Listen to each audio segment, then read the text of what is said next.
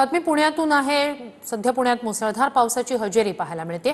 पुण्यातील भिडे पूल पाण्याखाली गेलाय। खडकवासला धरणातून विसर्ग वाढवण्यात आलाय। नदीकाठच्या नागरिकांना सतर्कतेचा इशारा देण्यात आलाय। या सगळ्या संदर्भात अधिक जाणून घेऊया आपले प्रतिनिधी अजिंक्य धायगुडे यांच्याकडून। अजिंक्य, भिडे पूल पाण्याखाली गेलेला आहे, पावसाची स्थिती आता नेमकी काय आहे शहरातली?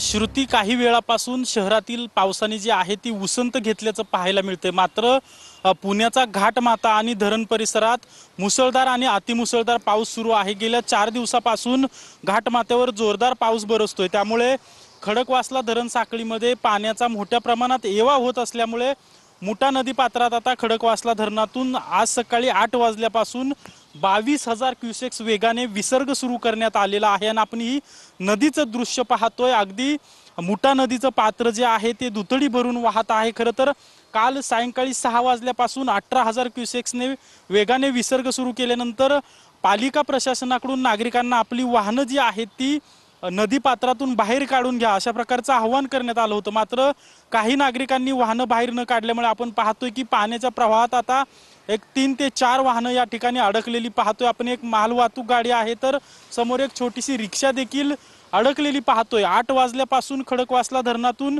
22,000 वेगाने विसर्ग सुरू आहे। त्यामुळे आता ही वाहनं वाहून जात आहेत की काय अशा प्रकारची भीती देखील व्यक्त केली जाते।